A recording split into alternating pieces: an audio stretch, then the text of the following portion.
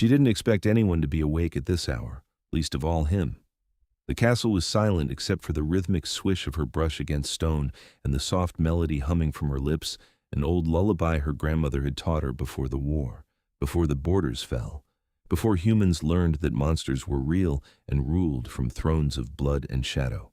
Jessica Zimmerman had been scrubbing floors in the Vampire King's fortress for 3 weeks now, assigned here as part of the new treaty labor program that kept fragile peace between their worlds.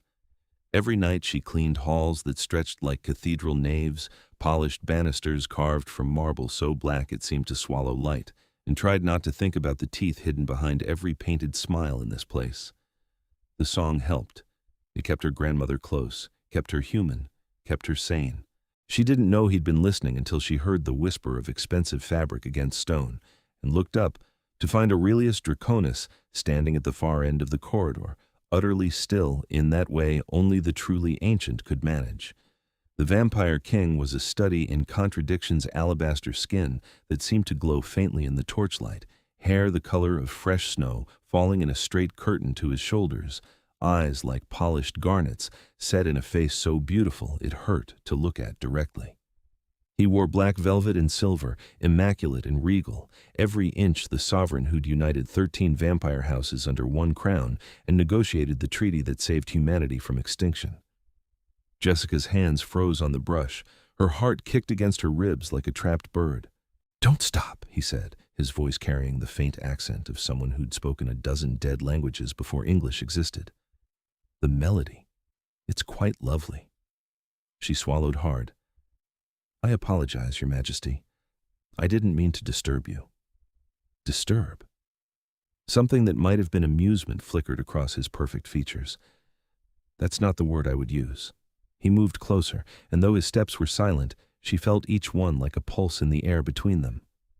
"What's it called?" "It doesn't have a name, just something my grandmother sang." Jessica forced herself to meet his gaze, remembering the training they'd given all the treaty workers: show respect but not fear. They can smell terror, and some enjoy it too much. She said it was for keeping the darkness away. How fitting.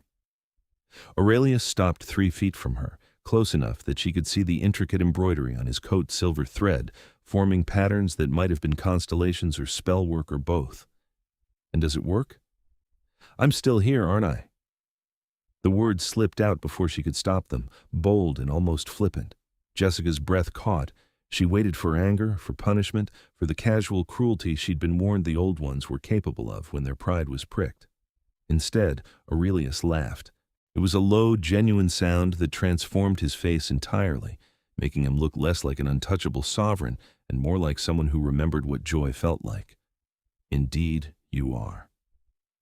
His gaze traveled over her, the simple gray uniform, the scarf tying back her dark hair, the redness of her hands from hours of scrubbing, and something shifted in his expression. "How long have you been working tonight?" Jessica glanced at the small watch on her wrist, a gift from her mother before she'd left for treaty service. "Since sundown, about 6 hours.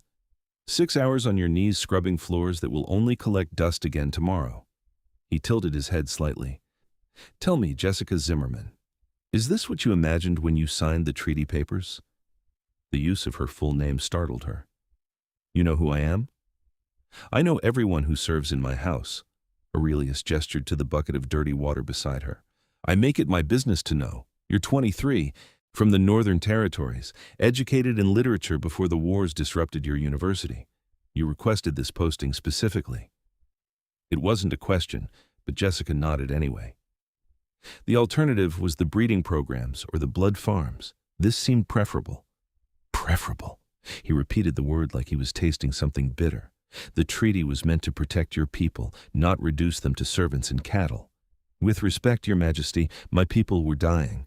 The treaty gave us a chance to survive, even if the terms weren't ideal." Jessica sat back on her heels, her knees aching. "I don't love scrubbing floors, but I'm alive and no one's draining me dry in some warehouse. That's more than many can say." Aurelius was quiet for a long moment, studying her with an intensity that made her skin prickle. When he finally spoke, his voice was softer. "You have no fear of me." "I didn't say that. But you speak your mind anyway." He extended a pale hand toward her. Come, you've worked enough tonight. Jessica stared at his hand like it might transform into claws. I haven't finished. I'm the king. I'm telling you, you've finished. His fingers remained outstretched, waiting. Unless you're refusing a direct order? She wasn't foolish enough to do that. Jessica placed her reddened, damp hand in his, and the coolness of his skin against hers sent a shock up her arm. He pulled her to her feet with effortless strength, steadying her when her stiff knees threatened to buckle. This close, she could smell him something like frost in old books and midnight air. Thank you, she managed. Aurelius didn't release her hand immediately. His thumb brushed across her knuckles, and his expression darkened. You're bleeding. Jessica looked down. Sure enough, small cuts crisscrossed her fingers from the harsh brushes and chemical cleaners. She'd stopped noticing hours ago. It's nothing. Happens every night. Every night. His jaw tightened, and the temperature in the corridor seemed to drop several degrees. And no one provides you with proper gloves? They're not required for my position. They are now. He finally released her hand, but only to shrug out of his velvet coat and drape it around her shoulders. The garment was heavy, lined with silk, and still warm from his body. Impossible, since vampires had no body heat, but she felt it anyway. You'll catch cold in these drafts. Jessica pulled the coat tighter, too shocked to protest. Your Majesty, I can't. You can, because I've given it to you. Aurelius turned and started walking down the corridor. Come, I'll show you to the servants' quarters myself. You don't need to do that. He glanced back over his shoulder, and something in his garnet eyes made her heart stutter. Perhaps not, but I find I want to. Jessica followed because there was nothing else to do, her mind spinning. The Vampire King didn't escort cleaning staff anywhere. The Vampire King barely acknowledged their existence beyond ensuring the treaty quotas were met and his household ran smoothly. Yet, here he was, leading her through winding passages lit by enchanted torches that never burned down, past portraits of ancient vampires whose painted eyes seemed to follow their progress. Why did you really request this posting? Aurelius asked after several minutes of silence. The question caught her off guard. I told you, you told me the practical reasons. I'm asking for the real one. Jessica bit her lip, debating whether honesty was wise, but something about the quiet darkness and the weight of his coat on her shoulders and the memory of him listening to her song made her reckless. I wanted to understand. Understand what? You. You're kind. She took a breath. Before the revelation, vampires were stories, myths. Then suddenly you were real and you were winning the wars and humanity was facing extinction. The treaty saved us, but no one understands why you agreed to it. You could have crushed us completely. Aurelius stopped walking. When he turned to face her, his expression was unreadable. And you thought scrubbing my floors would provide answers. I thought being here, seeing how you live, watching how your world works, it might help me make sense of it all. Jessica met his gaze. My grandmother used to say that monsters were just misunderstood. I wanted to see if she was right. Your grandmother sounds like a wise woman. He resumed walking. What have you learned so far? That your floors are very cold, that your servants are terrified, that you keep your castle beautiful but empty. Jessica paused. That you listen to songs in the dark when you think no one knows you're there. Aurelius's steps faltered almost imperceptibly. You knew I was watching? Not at first, but about a week ago I started sensing someone nearby when I cleaned this particular corridor. You always stand in the same spot. She allowed herself a small smile. For someone who moves silently, you have a very distinct presence. Distinct how? Like the air gets heavier, like gravity increases slightly. Jessica struggled to put it into words. Like being watched by something vast and old that's choosing not to crush you. He laughed again, that same surprised sound. You have a poet's way of describing things. Your literature education wasn't wasted. They'd reached a heavy oak door that Jessica recognized as the entrance to the servants' wing. Aurelius pushed it open and gestured for her to precede him. The quarters beyond were simple but clean, a long hallway, lined with small private rooms, communal bathrooms, a kitchen area. Most of the other treaty workers were asleep at this hour, their doors closed, the silence heavy with exhaustion. Jessica's room was at the far end. She stopped outside it, suddenly aware of the intimacy of this moment, the vampire king, standing outside her bedroom in the pre-dawn hours, his coat still wrapped around her shoulders. "Thank you for the escort," she said quietly, "and for the coat. I'll have it cleaned and returned. Keep it." Aurelius leaned against the wall, looking oddly relaxed despite the formal elegance of his appearance. "I have dozens, and it suits you better than it suits me anyway." "I doubt that's possible." "Take the compliment, Jessica Zimmerman." His eyes glinted. "I don't give them often." She clutched the velvet tighter. "Then thank you, again." "You start work at sundown?" "Every night." "Not tonight." Aurelius straightened. "Tonight you're relieved from duty. Rest. Let your hands heal. That's an order." "But the floors will still be there tomorrow, or I'll assign someone else. You need to recover." He turned to leave, then paused. "And Jessica?" "Yes, Your Majesty?" "Next time you sing, don't stop when you notice me listening. I'd like to hear the whole song." Then he was gone, moving with that supernatural speed that left only a whisper of cold air in his wake. Jessica stood in the empty hallway, wrapped in a vampire king's coat that smelled like winter and power, her heart doing complicated things in her chest. She was absolutely certain she'd just made her life far more complicated than it needed to be. But as she slipped into her small room and hung the coat carefully on the back of her door, she found she didn't regret it at all. The next evening, Jessica woke to find a package outside her door. Inside were 3 pairs of thick protective gloves suitable for cleaning work, along with a small jar of healing salve and a note written in elegant script. "For your hands. No one who works in my house should bleed for the privilege." There was no signature, but Jessica knew exactly who'd sent it. She wore the gloves that night when she returned to work, and if her heart beat a little faster when she reached the long corridor where Aurelius had first revealed himself, well, that was her business. She began humming the same melody, letting it echo off the stone walls.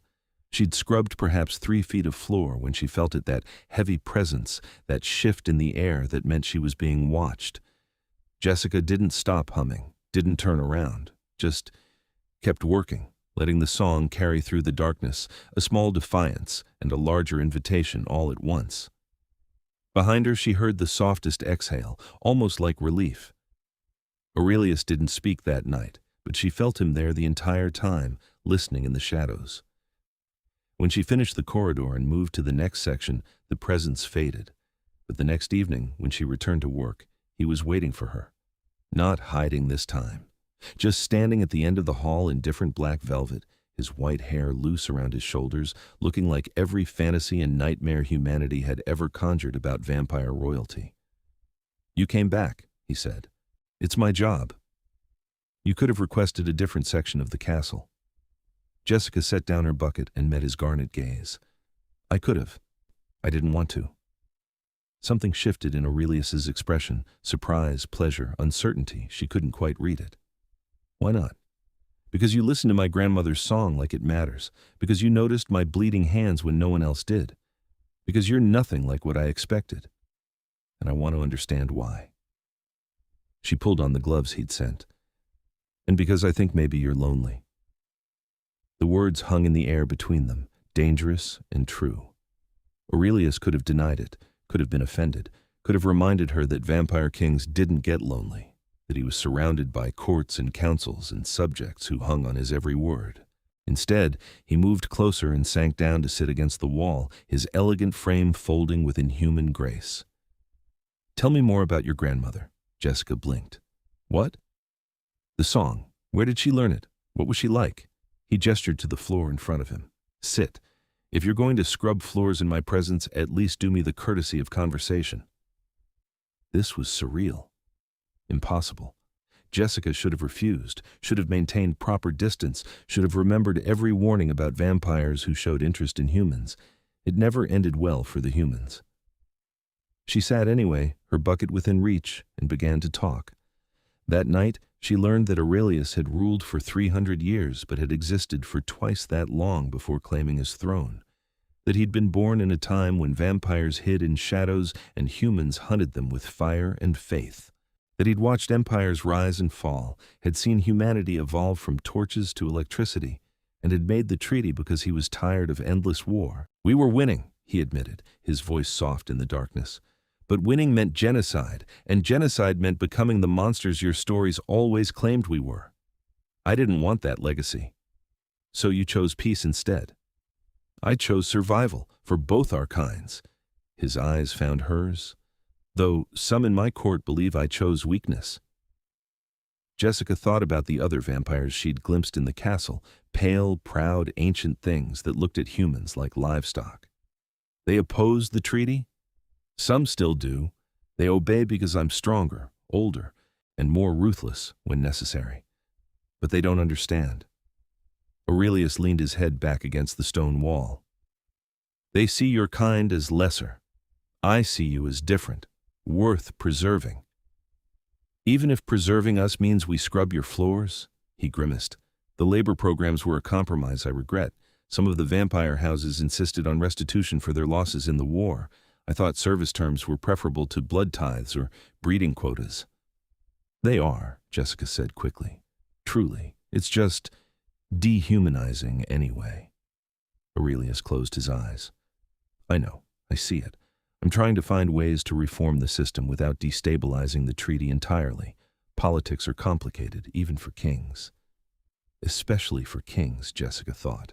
The weight of keeping two species from mutually assured destruction couldn't be easy, no matter how powerful you were. What about you? Aurelius opened his eyes again, focusing on her with unsettling intensity. Why literature? What were you studying before the wars? Folklore, actually. Mythology. The stories cultures told about themselves and the monsters they feared. Jessica laughed quietly. The irony isn't lost on me. And what did the stories say about vampires? That you were damned, soulless, that you seduced and destroyed and left nothing but corpses in your wake. She paused. That you couldn't love, couldn't create, couldn't be anything but parasites on humanity. Flattering. Propaganda usually isn't. Jessica pulled her knees to her chest, but then, so were the stories your kind probably told about humans. Brutal. Short-lived, breeding like rabbits and destroying everything they touched. Aurelius's lips quirked. Also not entirely flattering. We're both more complicated than the stories, I think. I think you might be right. Jessica Zimmerman.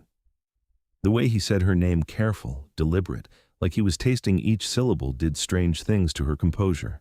Jessica stood abruptly, reaching for her brush. I should actually do some work. The other servants will notice if my section isn't clean. Let them notice. I'll inform the staff you were detained on my orders. That'll start rumors. Let them start. Aurelius rose in one fluid motion. I'm the king. I can speak with whomever I wish. Is that what we're doing? Speaking? What else would you call it? Jessica met his gaze, searching for mockery or predatory intent.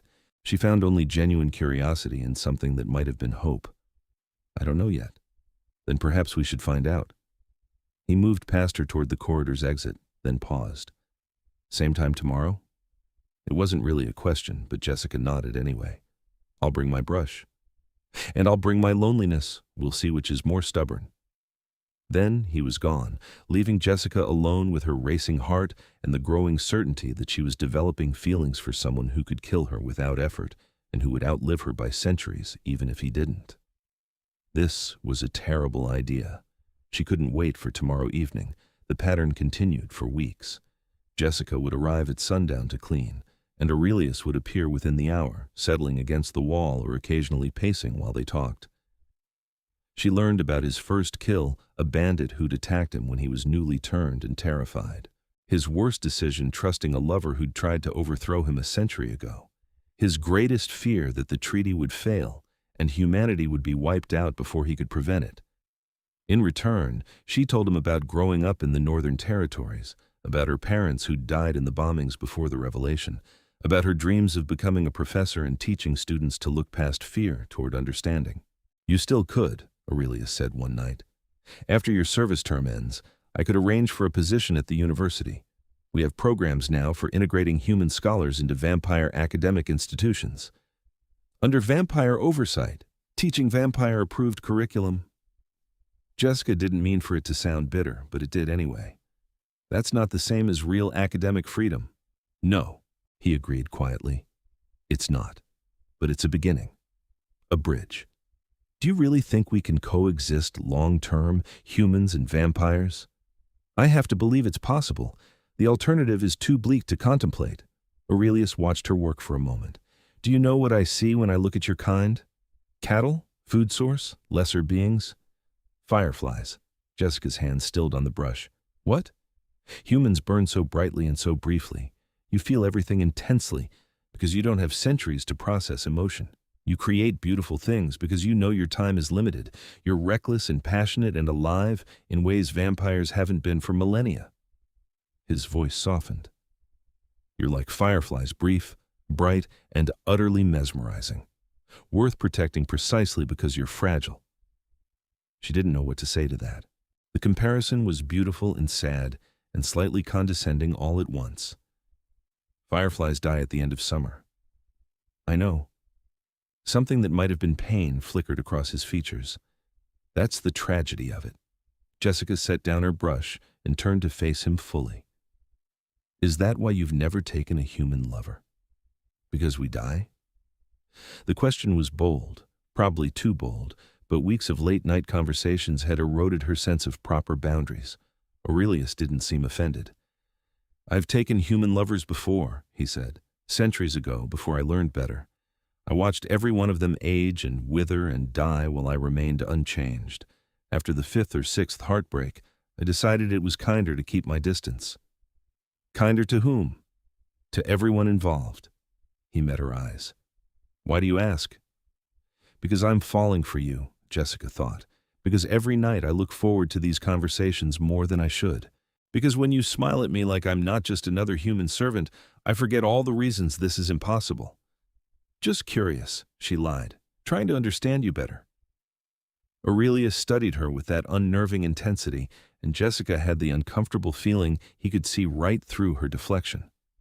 But he didn't push, just nodded slowly. Understanding is a good foundation. For what? For whatever comes next. That night, he walked her back to her quarters again, and when they reached her door, he caught her hand gently. His thumb traced across her knuckles, healed now, thanks to his salve, with something almost like reverence. Thank you, he said softly. For what? For singing, for talking, for making the darkness less heavy. He released her hand. Sleep well, Jessica. She wanted to say something meaningful, something that captured the tangle of emotions in her chest. Instead, she just whispered, You too, Aurelius. His name felt dangerous on her lips, intimate without his title, but he smiled like she'd given him a gift. 3 nights later, everything changed. Jessica arrived at her usual corridor to find Aurelius already there, but he wasn't alone. 3 other vampires stood with him, 2 men and 1 woman, all with that same alabaster skin and white hair, all radiating power and barely concealed hostility. They wore elaborate court dress, and Jessica recognized them from the few formal gatherings she'd glimpsed while cleaning, members of Aurelius's inner council. She froze, her bucket suddenly feeling very heavy. Is this the human? One of the men asked, his accent even thicker than Aurelius's. The cleaning girl you've been wasting your evenings with? That's enough, Casimir. Aurelius's voice carried an edge of command that made the temperature drop. Jessica, you can go. Clean a different section tonight. But Casimir moved faster, blocking her exit with supernatural speed. Up close, he was terrifying beautiful in the way poisonous things were beautiful, with eyes like chips of ice and a smile that showed too many teeth. Let's see what's so fascinating about this one. Stand down. Aurelius's words were soft but absolutely lethal. Now. You've been neglecting your duties as king to have conversations with a servant. A human servant. The female vampire circled Jessica slowly, assessing. Your court is talking, Aurelius. They say you've gone soft, that you've developed an attachment. My private time is my own, Seraphine. Not when it affects the crown. The third vampire, younger looking but somehow more dangerous, shook his head. We've tolerated your eccentricities, Your Majesty. Your insistence on this treaty, your reforms, your bleeding heart for the lesser species. But this crosses a line. Jessica's heart hammered against her ribs. She wanted to run, but Casimir still blocked her path, and moving might trigger predatory instincts she absolutely didn't want to activate. Aurelius stepped between her and his council, his posture protective. "You forget yourselves. I am your king, and I don't answer to you." "No, but you answer to the houses." Casimir's expression hardened. "They've called for a council meeting in 3 days. They want to discuss your fitness to rule." The words fell like stones into silence. Jessica didn't fully understand vampire politics, but even she grasped the implications. They were challenging Aurelius's authority, potentially his throne. "Let them meet." Aurelius' voice was ice and iron. "I'll address their concerns. Will you? Or will you be too busy listening to human lullabies?" Seraphine's gaze flicked to Jessica with open contempt. "She's a distraction, Aurelius, a liability. You know what needs to happen. If you're suggesting what I think you're suggesting, I'd advise you to reconsider, immediately." The threat in Aurelius's tone was unmistakable. "Jessica is under my personal protection. Any vampire who harms her answers to me directly." "Your personal protection?" The younger vampire laughed bitterly. "You see? This is exactly the problem. You're thinking like a lovesick fool, not a king. I'm thinking like someone who understands the value of all life, not just our own kind. It's what separates us from beasts." Aurelius's hands clenched at his sides. "Now leave, all of you, before I remind you why I hold this crown in the first place." The 3 vampires exchanged glances, some silent communication passing between them. Finally, Casimir bowed shallowly. "As you command, Your Majesty. We'll see you at the council meeting." They vanished with that disconcerting speed, leaving Jessica alone with Aurelius and the echo of barely avoided violence. Her legs gave out. She sat down hard on the cold stone floor, her breath coming in gasps. Aurelius knelt beside her immediately. "Are you hurt? Did they touch you?" No, I'm fine, just..." Jessica laughed shakily. "That was terrifying. I'm sorry, I should have been more discreet, more careful. I've put you in danger." His hands hovered near her shoulders, not quite touching. "This is my fault. What happens in 3 days? The council will attempt to force me to either end my association with you or step down as king. They'll argue that I've become too attached to humanity, that I'm unfit to lead." Aurelius's expression was grim. "They're not entirely wrong." Jessica's heart clenched. "What will you do?" "What I have to. Defend my position, remind them of my strength, make it clear that I won't be manipulated." He finally touched her then, his cool fingers gentle against her cheek. "But I'll also have to put distance between us, for your safety." "I don't want distance." The words escaped before she could stop them, raw and honest. Aurelius's eyes widened slightly. "Jessica, I know this is complicated. I know it's dangerous and probably stupid and definitely against every rule in both our worlds. But I don't want distance." She covered his hand with hers, holding it against her face. "These weeks with you have been the best part of my day. Of my life, maybe. And if we stop now because some ancient vampires disapprove, then they win. If we don't stop, they might kill you to prove a point. Then protect me. You said I was under your personal protection. Protection only extends so far when politics are involved."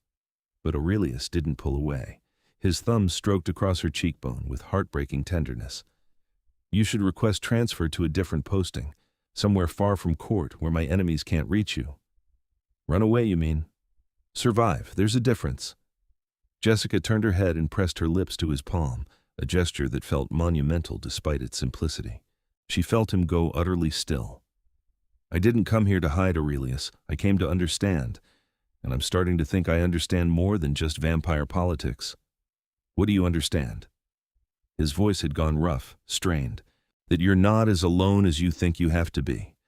That maybe fireflies burn brighter when they have something worth burning for. That I..." She faltered, searching for courage. "That I care about you, more than I should, more than is probably wise."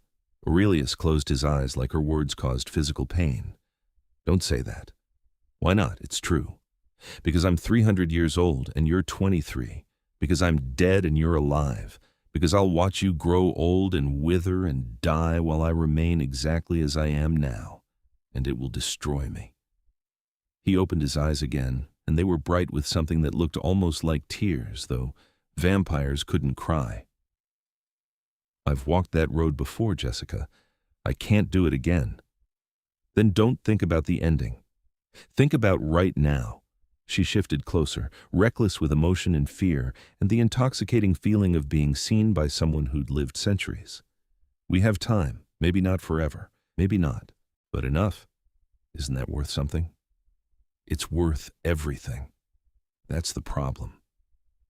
He kissed her then, and it was nothing like the stories said. Vampire kisses should be no bite, no seduction, no predatory hunger, just his cool lips against hers, gentle and desperate and achingly careful, like she was made of spun glass and might shatter at any moment. Jessica leaned into him, her hands fisting in his shirt to pull him closer. When they finally broke apart, Aurelius rested his forehead against hers, his breath unnecessary but coming in ragged gasps anyway. This is a mistake. Probably. You could die. I could die crossing the street. At least this way I'll die having lived. Jessica pulled back enough to meet his garnet eyes. I'm not afraid of your world, Aurelius. I'm only afraid of never knowing what we could be. He studied her for a long moment, and she watched him wage some internal war between duty and desire, between centuries of caution and the possibility of connection. Finally, he stood and pulled her to her feet with him. If we do this, you need to understand the risks. My court will see you as a weakness to exploit. Other vampires will try to use you against me. You'll be in constant danger. Then teach me how to survive in your world. You'll need to learn our customs, our laws, how to navigate court politics. You'll need protection beyond what I can personally provide when I'm occupied with governance. I'll learn whatever I need to learn. Aurelius shook his head, but he was almost smiling. You're the most stubborn human I've ever encountered. You've clearly never met my grandmother. I wish I had. She raised someone extraordinary. He caught her hand, lacing their fingers together. 3 days until the council meeting. If I can survive that with my crown intact, we'll have more options. But until then, you need to be somewhere safe. Define safe. Not the servants' quarters, somewhere in the royal wing, under guard, where no one can reach you without going through me first. He squeezed her fingers. Pack your things. You're moving tonight. Jessica wanted to argue that she didn't need his protection, that she could take care of herself. But she'd seen the way his counsel looked at her like a problem to be eliminated, and she wasn't foolish enough to think her humanity was anything but a liability here. Okay, she agreed, but I'm bringing my cleaning supplies. Why? Because if I'm going to hide in the royal wing, I might as well make myself useful. Your floors are still cold, and I still know how to scrub them. Aurelius laughed, pulling her into an embrace that felt like coming home despite the coolness of his body. Ridiculous woman. I'm trying to protect you, not put you to work. You can do both. Jessica breathed in his scent, winter and old books, and something uniquely him. Besides, you like listening to me sing while I clean. Admit it. I admit nothing. But his arms tightened around her. 3 days, Jessica. Stay alive for 3 days, and then we'll figure out the rest. Together? Together, he promised against her hair, however foolish that might be. The royal wing was a revelation. While the servants' quarters were functional and plain, Aurelius's personal domain was opulent to the point of fantasy-soaring ceilings painted with constellations, floors of polished obsidian that reflected like mirrors, walls lined with books and art collected across centuries. He installed her in a suite 3 doors from his own chambers, assigned 2 guards to her door, silent, severe vampires who looked capable of casual violence, and made it clear to his entire household that she was under his direct protection. The staff reacted with barely concealed shock. Whispers followed Jessica through the corridors. She caught fragments of conversations in languages she didn't speak, but the tone was clear enough. Confusion, disapproval, curiosity about what the human had done to capture the king's attention. Jessica tried to ignore it and focus on preparing for whatever came next. Aurelius spent what time he could teaching her about vampire court structure, the 13 houses, each ruled by an elder, each with their own territories and specialties, the council that advised him, the laws that governed their kind, ancient and absolute. The most important law, he explained, spreading out a map of vampire territories across his massive desk, is the covenant of blood. No vampire may turn a human without consent, and no human may be drained to death except in cases of sanctioned execution. It's what keeps us from being monsters. But the blood farms operate under strict regulation. Donors are compensated. Limits are enforced. Death is punishable. His finger traced a line across the map. Before the covenant, vampires killed indiscriminately. We were hunted for good reason. The law changed everything. You wrote it? I helped establish it, yes, about 200 years ago when I took the throne. Aurelius glanced at her. The elders who opposed it are the same ones calling for this council meeting. They see the treaty with humanity as an extension of the covenant, more evidence that I'm too sympathetic to your kind. Jessica studied the map. Trying to memorize territories and house names, how do you win against them? By being stronger, smarter, and more ruthless than they expect. By reminding them that I didn't claim this throne through politics, I took it by force, and I've held it the same way. His expression hardened. They'll test me. Try to provoke a response that makes me look weak or unstable. I can't afford to give them ammunition. What about me? Will I have to attend? Absolutely not. You'll stay here, guarded and hidden. The council can't use you against me if they can't access you. It made sense tactically, but Jessica hated the idea of hiding while Aurelius faced his enemies alone. There has to be something I can do to help. Stay alive. That's help enough. He crossed to her, cupping her face in his cool hands. Promise me, Jessica. No matter what you hear, no matter who tries to convince you otherwise, you stay in this wing until I come for you myself. The intensity in his garnet eyes was almost frightening. Jessica nodded. I promise. Good. He kissed her forehead, then her nose, then her lips, a lingering touch that tasted like desperation. 2 more days. They spent those days in a strange limbo between preparation and pretending everything was normal. Aurelius taught Jessica chess using a board carved from bone and ebony. She read aloud from his library while he handled correspondence. They talked about everything and nothing, her favorite books, his travels through centuries, the possibility of reforming the treaty to give humans more autonomy. If I survive this challenge, I want to make changes, Aurelius said on the second night, his head in her lap while she ran fingers through his white hair. Real changes, not just surface reforms. Like what? Ending the labor programs entirely. Establishing true equal citizenship for humans who want to live in vampire territories, creating paths to power that don't require humans to submit. He closed his eyes. Your kind shouldn't have to scrub floors to survive. That's ambitious. Your council will fight you. Let them fight. I'm tired of compromising my principles for political convenience. He caught her hand and pressed it against his chest, where his heart beat slow and faint once every 30 seconds or so, just enough to move his ancient blood. You've reminded me why I took this throne in the first place, why I wanted to rule. Why did you? Because someone had to be strong enough to change things, to drag our kind into a future where we didn't have to be monsters. Aurelius opened his eyes. I'd forgotten that.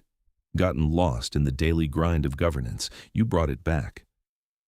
Jessica leaned down and kissed him, tasting winter and possibility. Then survive tomorrow. Survive and come back to me, and we'll change the world together. The world is ambitious. You're the king. Think smaller than the world seems beneath you. He smiled against her mouth. Dangerous woman, making me want impossible things. Impossible things are just things that haven't happened yet. The night before the council meeting, Aurelius didn't leave her chambers at all. They stayed tangled together on her absurdly comfortable bed, talking and kissing and memorizing each other like soldiers before battle. He told her about his human life fragments of memory from 6 centuries ago, a merchant's son in a city that no longer existed, dead from plague and reborn as something else entirely. She told him about the future she'd imagined before the wars, teaching, writing, maybe a family someday. You could still have those things, Aurelius said quietly. After your service term. You could leave, find a human settlement, build the life you wanted. Without you? I'm a vampire king, Jessica. I can't exactly settle down in a human community. No, but I could stay here, in your world. She traced patterns on his chest through his shirt. If that's something you'd want. Want and wisdom are different things. I'm not asking for wisdom. I'm asking what you want." Aurelius was quiet for a long moment. When he finally spoke, his voice was barely a whisper. "I want forever with you. I want to watch you laugh and create and live without fear. I want to wake up every evening knowing you'll be there. I want impossible things that will only break us both in the end. Or maybe they'll save us." Jessica pressed closer. "Maybe love is supposed to be impossible. Maybe that's what makes it worth having." "Love?" He tested the word like it was foreign. "Is that what this is?" "I don't know what else to call it. Do you?" Instead of answering, Aurelius kissed her deep and claiming and achingly tender all at once. And if his hands shook slightly when they cradled her face, if his breath caught unnecessarily when she whispered his name, well, those were truths they could examine later. When dawn approached, and Aurelius finally had to leave, vampires could survive sunlight but not comfortably, and he needed his strength for the evening's council. Jessica walked him to her door.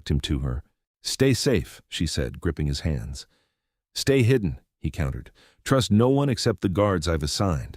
If anyone else tries to enter these chambers, scream. They'll hear you." "I will." Jessica stood on her toes to kiss him one more time. "Come back to me. Always." He pressed something into her palm, a small pendant on a silver chain, carved with symbols she didn't recognize. "Wear this. It marks you as under my personal protection. No vampire in their right mind will touch you while you carry my seal." Jessica fastened it around her neck, feeling the cool weight settle between her collarbones. "Thank you." "Don't thank me yet. Surviving the day comes first." Then he was gone, and Jessica was alone with her guards and her racing thoughts and the growing certainty that everything was about to change. The day passed with agonizing slowness. Jessica tried to read, to sleep, to distract herself with anything that would make the hours move faster. The guards remained statue still outside her door, silent and unhelpful when she tried to make conversation. No one brought her information. No one told her what was happening in the council chambers deep below the castle. As sunset approached, Jessica's anxiety peaked. She paced her room, wearing tracks in the expensive carpet, jumping at every sound. When her door finally opened, she spun around with her heart in her throat, but it wasn't Aurelius. Seraphine stood in the doorway, elegant and deadly in deep purple silk. Behind her, Jessica's guards lay crumpled on the floor. "Hello, little human," the vampire said pleasantly. "We need to talk." Jessica's hand flew to the pendant at her throat. Aurelius said, "Aurelius is occupied with the council. He doesn't know I'm here." Seraphine stepped inside and closed the door. "And those guards won't wake for hours. I made sure of it." "What do you want?" "To offer you a choice." Seraphine settled gracefully into a chair, crossing her legs. "Aurelius is currently fighting for his crown. The houses are divided. Some support him, others want him removed. The vote could go either way." Jessica's blood ran cold. "You're here to kill me, to remove his distraction." "Kill you? No, that would make you a martyr. Aurelius would tear the kingdom apart avenging you." Seraphine examined her nails. "I'm here to offer you a way out. Leave tonight, voluntarily. Request transfer to a human settlement far from vampire territory. In exchange, I'll ensure the council supports Aurelius's continued reign." "You're lying." "Actually, I'm not. I don't agree with Aurelius on everything, but he's a good king, strong, stable. Removing him would create chaos we can't afford." Seraphine's gaze was sharp. "But he can't rule effectively while you're here. You're a weakness his enemies will exploit forever, so you need to go." "And if I refuse?" "Then the council votes against him tonight. He's removed from power, possibly killed depending on how the succession fight goes." "And you?" Seraphine shrugged. "You'll be alone in a castle full of vampires who resent everything you represent. How long do you think you'd survive?" Jessica's mind raced. This had to be a trick, a manipulation. But Seraphine's expression was serious, almost sympathetic. "Why tell me this? Why not just drag me out?" "Because Aurelius would smell my scent on you. No, I'd interfered. This only works if you choose to leave." Seraphine stood. "I'm giving you 30 minutes to decide. Pack your things, walk out the front entrance, and there will be transport waiting to take you to the nearest human settlement. Or stay and watch everything Aurelius has built crumble because he can't let you go." "He wouldn't want me to leave." "No, but he'd want you alive more than he wants you here." Seraphine moved to the door, pausing with her hand on the handle. 30 minutes, Jessica Zimmerman. Choose wisely. Then she was gone, leaving Jessica alone with an impossible decision. Every instinct screamed that this was a manipulation, that Seraphine was lying about the council, about Aurelius being in danger, about everything. But what if she wasn't? What if Jessica's presence really was the thing tipping the vote against him? She thought about Aurelius's face when he talked about changing the world, about his centuries of work to create peace between their kinds, about everything he'd sacrifice if the crown was stripped away. Then she thought about his hands in her hair, his voice saying he wanted forever, his promise to come back to her. Jessica looked at the pendant around her neck, his seal, his protection, his claim. She made her choice. 30 minutes later, she was still in her chambers when Aurelius burst through the door.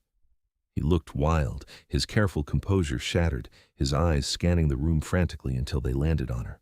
"You're here," he breathed. "Thank gods you're here."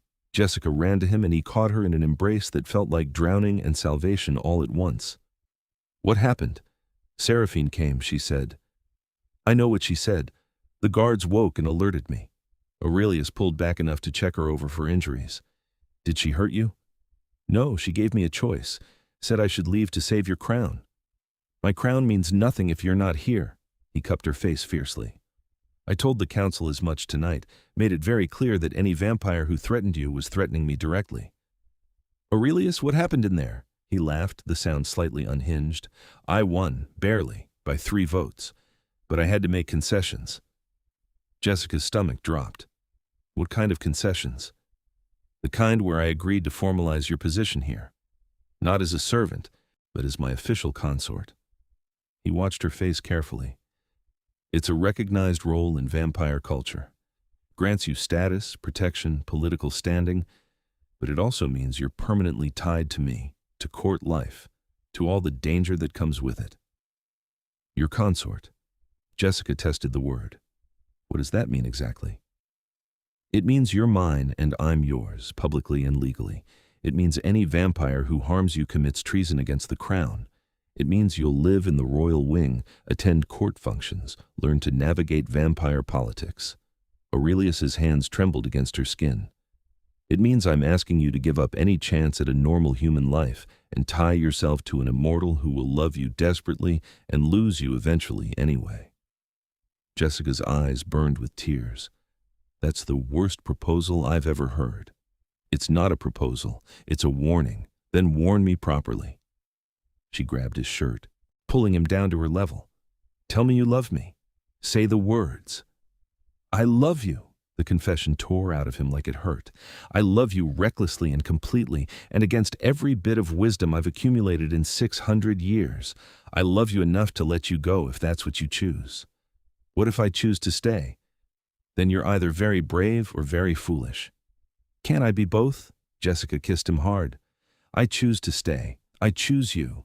I choose this impossible, dangerous, beautiful thing we're building together." Aurelius made a sound between a laugh and a sob and lifted her clear off her feet, spinning her in a circle before setting her down and kissing her properly, deep and thorough, and full of promises that tasted like forever, even if forever was a lie. When they finally broke apart, Jessica was breathless and laughing. "So I'm a consort now?" "If you agree to it formally. There's a ceremony, very old, very binding. Are you sure?" "I've never been more sure of anything." She touched the pendant at her throat. "You already marked me as yours anyway." "Presumptuous of me." I liked it. Aurelius rested his forehead against hers. "This won't be easy. Court will test you. Some vampires will never accept a human consort. You'll face prejudice and danger and politics that would make mortal governments look simple. Then teach me, protect me, stand with me." Jessica smiled. "I'm good at learning, and you're very good at being terrifying when necessary. We'll figure it out." "Together?" "Together," she promised. "However long we have." "However long we have," he echoed, and kissed her like sealing a vow. The ceremony happened 3 nights later in the Great Hall, witnessed by representatives from all 13 vampire houses. Jessica wore deep crimson velvet that Aurelius had commissioned the color of life, of blood, of defiance against the pallid beauty of vampire aesthetics. He wore black and silver, crown on his white hair, every inch the sovereign.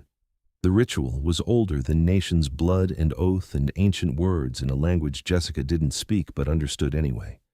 When Aurelius cut his palm and she cut hers, when they pressed their hands together and their blood mingled, she felt something snap into place in her chest like a key turning in a lock. "You are mine," he said in that dead language, his garnet eyes blazing, "to protect, to cherish, to stand beside until death claims what is mortal between us."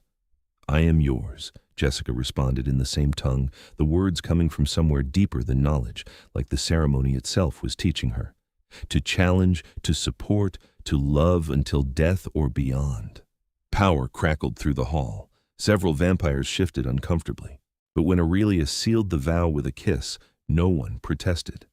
Jessica Zimmerman was now consort to the Vampire King, and heaven help anyone who tried to change that. The weeks that followed were a baptism by fire. Jessica attended her first court session and watched vampires who'd lived for centuries play political chess with territories and blood rights and ancient grievances.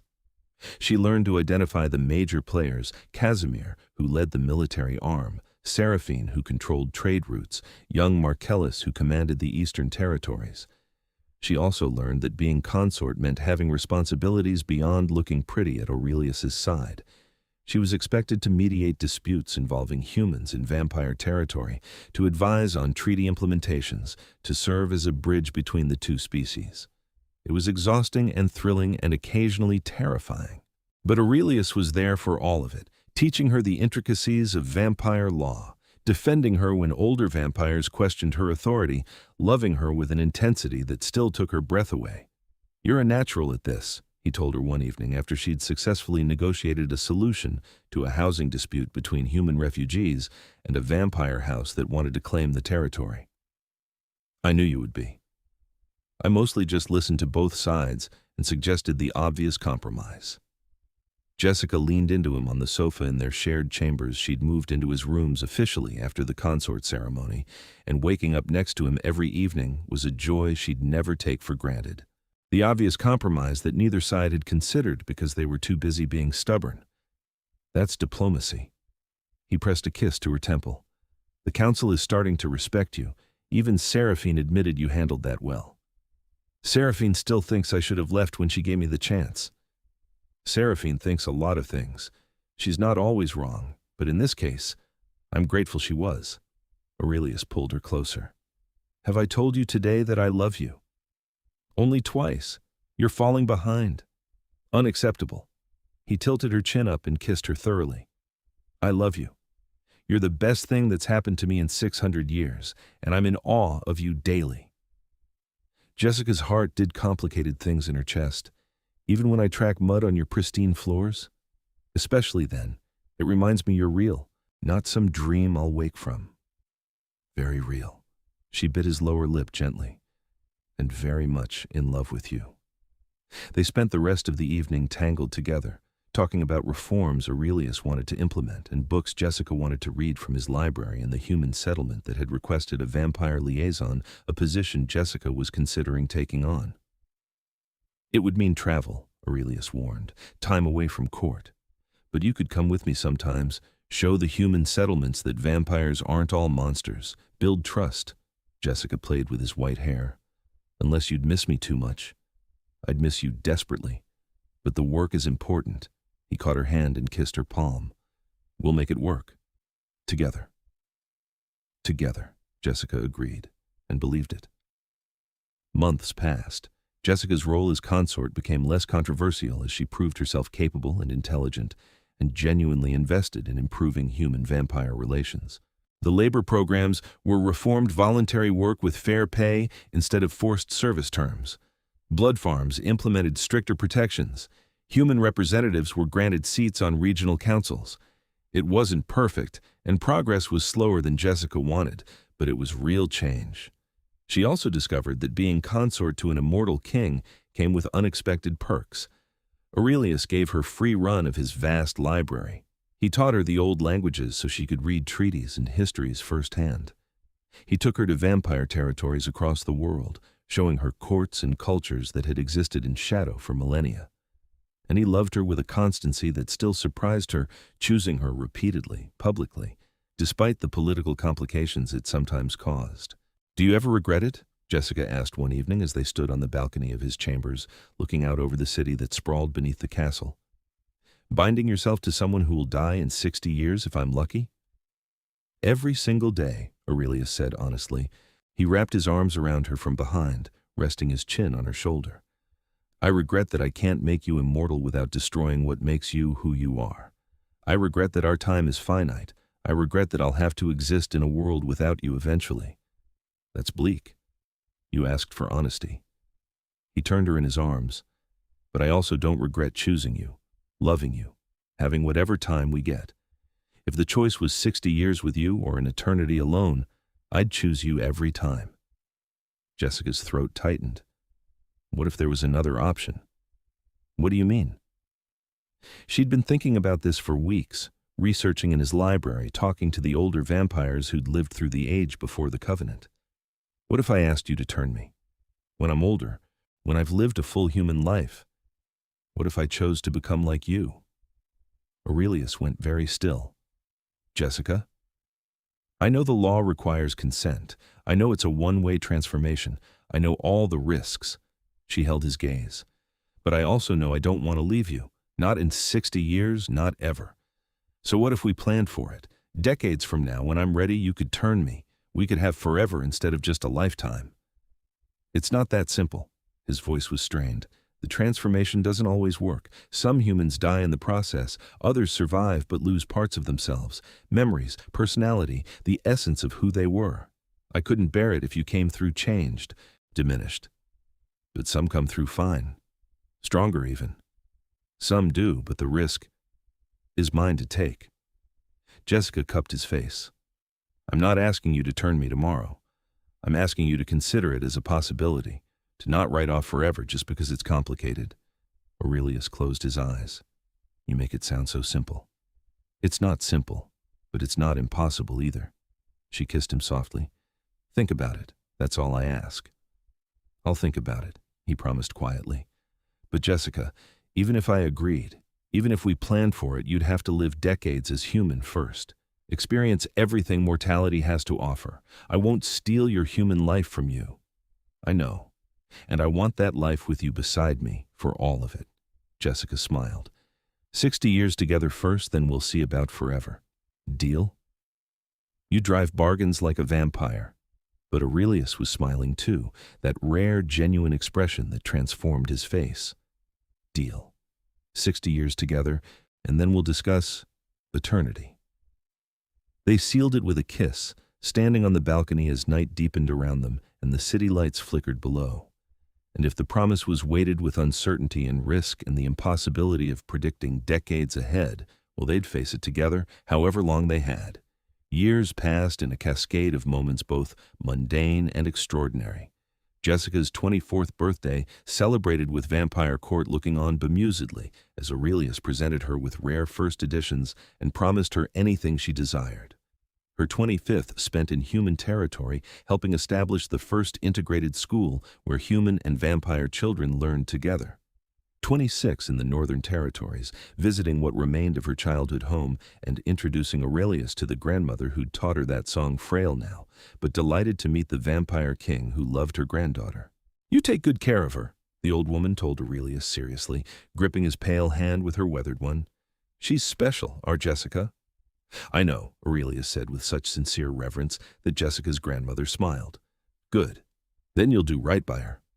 "I swear it on my crown and my life," he promised, and meant every word.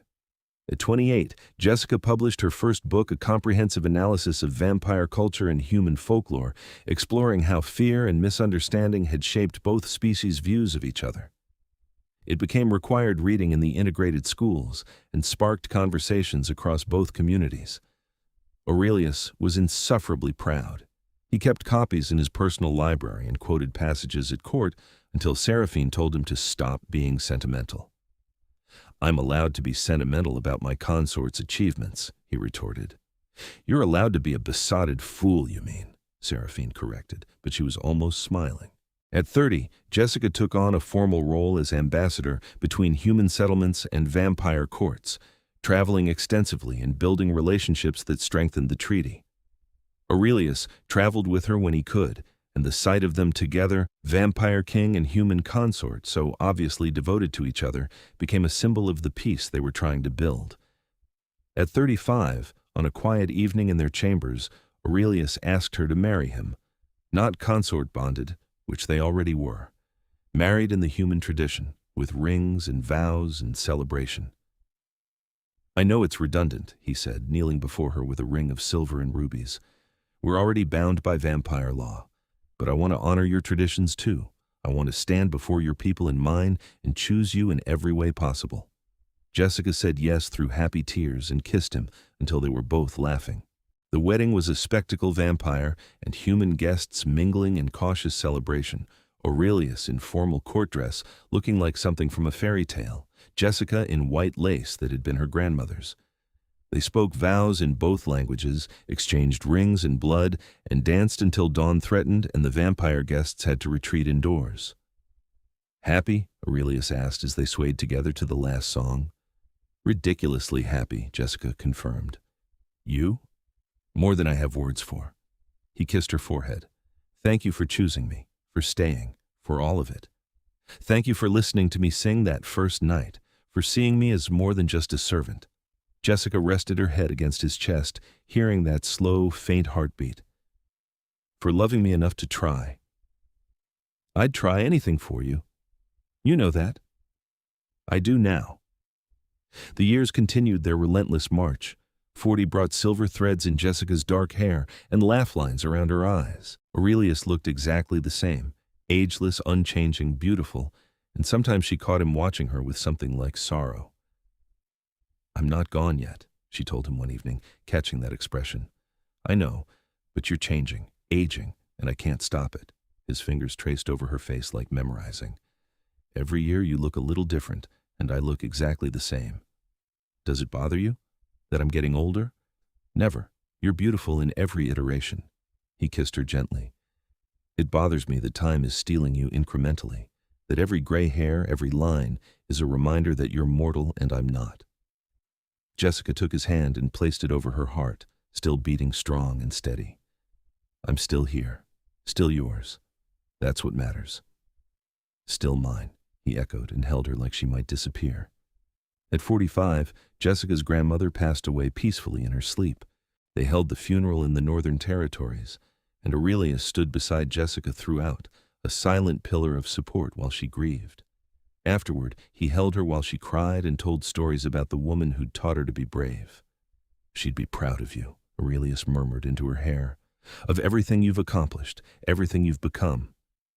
"She'd be proud of us," Jessica corrected, "for making this work despite everything. We make a good team, the best team." At 50, Jessica looked at herself in the mirror and saw a woman who'd lived fully gray threading through her hair, lines marking years of laughter and thought, body softer and less firm than it had been in youth. She'd given up fieldwork by then, focusing instead on writing and advising, training younger diplomats to continue the integration work. Aurelius still looked at her like she hung the moon. "How do you do it?" she asked him one evening. "I'm old now, properly old, and you still look at me like I'm 23. Because I see all of you, every version you've been, every year we've shared. You're not less beautiful for aging. You're more precious because our time grows shorter." He pulled her into his lap, uncaring of propriety. "And you're not old. You're experienced, distinguished, magnificent." "You're biased." "Hopelessly," he agreed, and kissed her until she stopped worrying about gray hair and wrinkles. At 55, Jessica fell ill with pneumonia that wouldn't break despite treatment. She spent 2 weeks in bed, feverish and weak, while Aurelius hovered anxiously and drove the healers to distraction with demands for updates. When she finally recovered, thin and shaky but alive, he held her so tightly she could barely breathe. "Don't do that again," he said roughly. "Don't almost leave me." "Wasn't planning on it," Jessica clung to him. "But Aurelius, we need to talk about the future." "Not now. You need to rest." "Now," she insisted, "because I almost died, and we've been avoiding this conversation for 30 years. She felt him tense. "Jessica, Do you still have objections to turning me? Real ones, not just fear? Silence. Then, the risks haven't changed. You could die. You could lose yourself. But I could also survive and become like you. We could have the forever we talked about. Jessica pulled back enough to meet his garnet eyes. I've lived my human life, Aurelius. I've accomplished what I wanted to accomplish. I've aged and experienced mortality.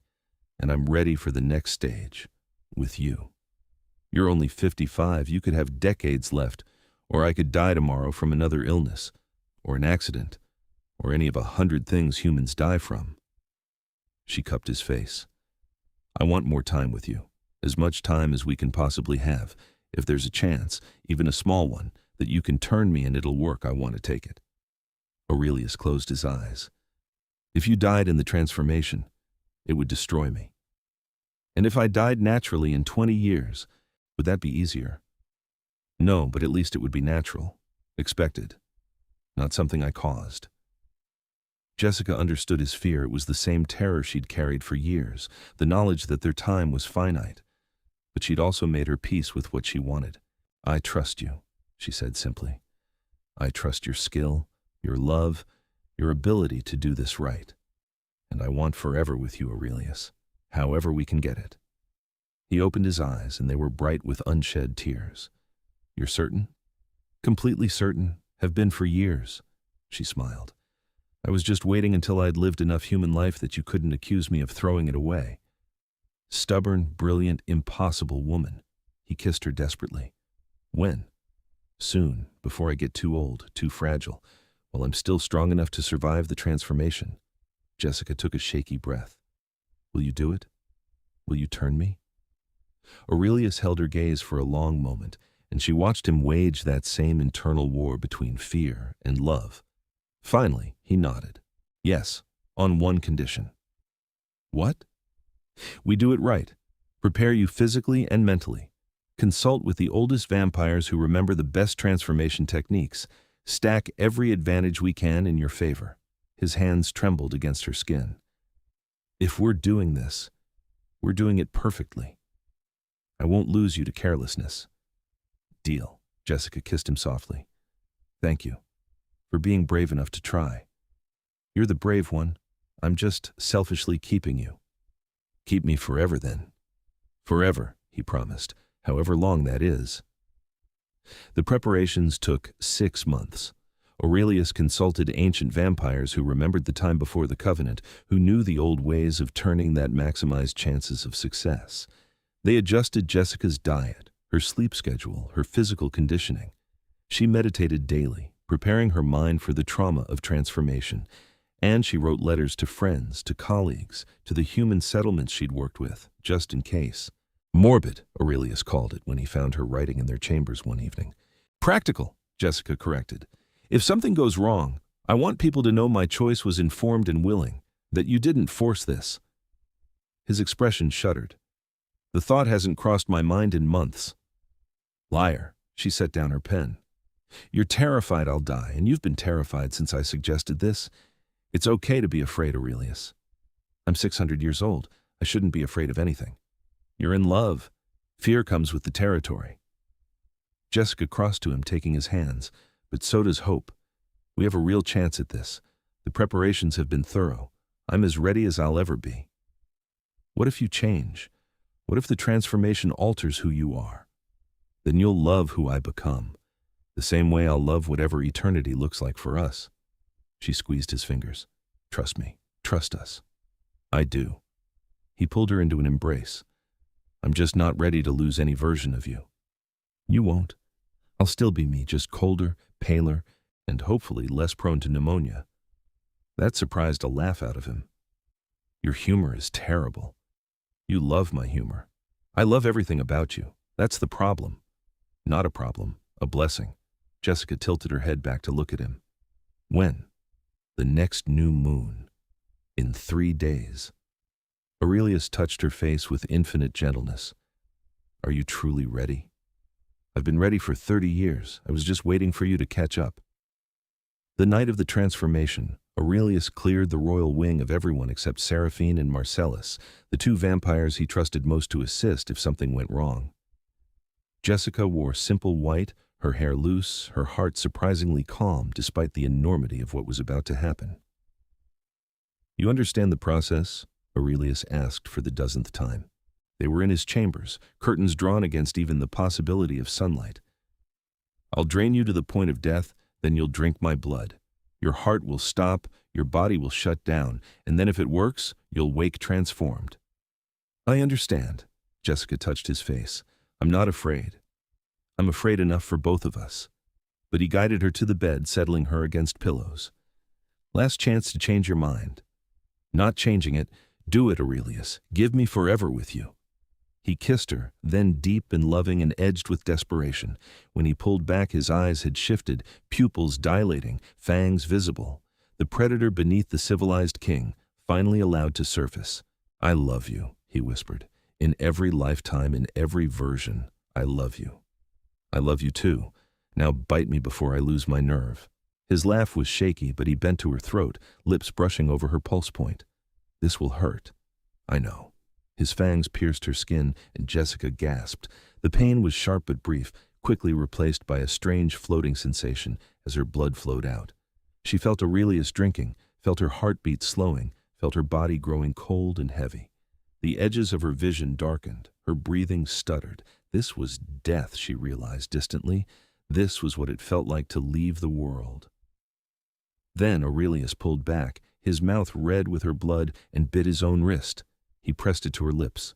"Drink," he commanded. "Drink and come back to me." Jessica drank. His blood tasted like copper and winter and power, burning down her throat like liquid fire. She swallowed desperately, instinct taking over, until Aurelius pulled his wrist away. "That's enough. Now rest. Let it work." Jessica wanted to respond, but the darkness was dragging her under. Her last coherent thought was of Aurelius's face above her, beautiful and terrified, and so full of love it hurt. Then nothing. She woke to silence. Not the silence of a quiet room, but absolute silence. No heartbeat, no breath, no ambient sounds of living. Jessica opened her eyes and the world blazed into sharp focus. Every detail of the ceiling above her, every thread in the curtains, every mote of dust in the air. She sat up without thinking and immediately had to grab the bed frame as vertigo swamped her. Everything was too bright, too loud, too much. "Easy." Aurelius was there instantly, steadying her. "Your senses are heightened. It takes time to adjust." Jessica looked at him and nearly gasped. She'd thought he was beautiful before, but now she could see layers the way his skin caught light, the individual strands of his white hair, the exact shade of red in his garnet eyes. He was transcendent. "You're staring," he said softly. "You're beautiful. So are you." He touched her face gently. "Look." He guided her to the floor-length mirror across the room, and Jessica saw herself transformed. Her skin had gone pale, nearly alabaster. Her hair was still dark but shot through with threads of pure white. Her eyes, they'd turned from brown to a deep burgundy, like wine held up to light. She looked like a vampire. Was a vampire. "It worked," she breathed. "Aurelius, it worked." He laughed, the sound edged with relief and joy. "You survived. You're here. You're still you." "I'm me and more." Jessica flexed her hands, marveling at the strength in them. "I feel incredible, powerful, alive. No, not alive exactly, but something better." "Welcome to immortality." Aurelius pulled her into his arms, and the embrace was different now, equally matched strength, the same cool temperature, two beings built to last centuries. "How do you feel?" "Truly?" Jessica took inventory. "Hungry, overwhelmed, ecstatic." She looked up at him. "How long was I out?" 2 days. You were transforming. I could see it happening, but I couldn't help, couldn't do anything but wait." His voice cracked slightly. "Longest 2 days of my existence. I'm sorry I scared you. You gave me forever. I'll forgive the scare." He kissed her forehead. "Though we should feed you soon. The hunger will only get worse." As if on cue, Jessica became aware of a burning in her throat, an emptiness that ached. "Blood? Blood." Aurelius guided her toward the door. "Come, we'll start with donated stores, let you learn control before we try anything more complicated." The next weeks were a learning curve, steeper than anything Jessica had experienced. She had to relearn her own strength. She broke 3 door handles and crushed a teacup to powder before she figured out how to moderate her grip. Her senses overwhelmed her constantly until Aurelius taught her to filter, to focus on what mattered, and let the rest fade to background. And feeding that was its own challenge. The donated blood satisfied the physical need, but felt clinical, unsatisfying.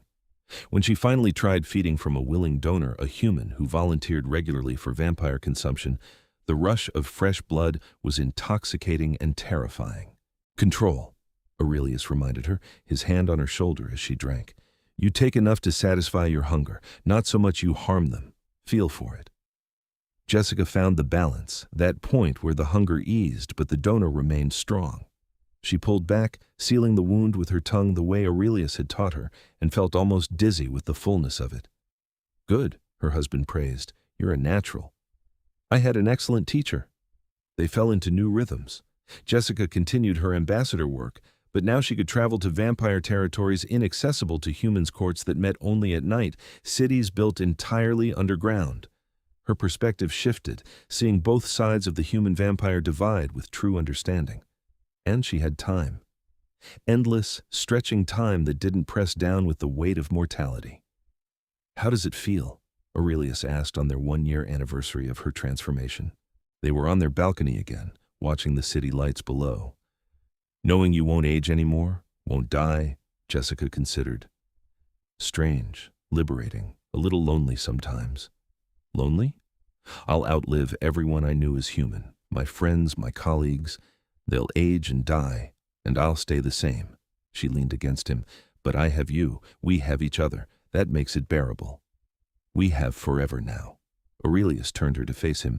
"No more counting years, no more watching you age, just us for as long as we want." "Forever sounds good." Jessica kissed him.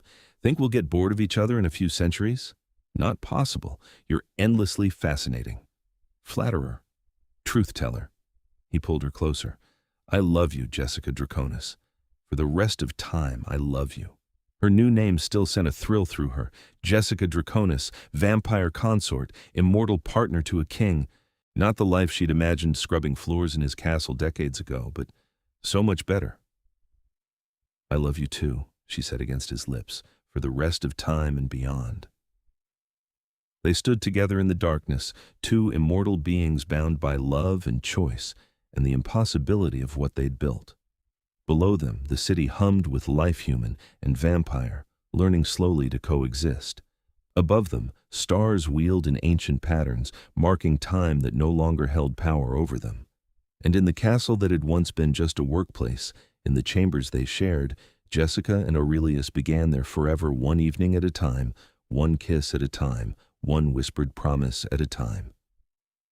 The human woman who'd hummed softly while scrubbing cold stone floors was gone, transformed into something new. But her song remained, and sometimes in the quiet moments, Jessica still hummed that old melody, the one her grandmother had taught her for keeping darkness away. Except now she lived in the darkness, ruled beside it, loved it with her entire transformed heart. And the vampire king still lingered to listen, just as he had that very first night, enchanted by the music and the woman who made it. Some things, it seemed, were too perfect to change, even with immortality at their fingertips and eternity stretching before them. They had forever now, and forever had never looked so bright.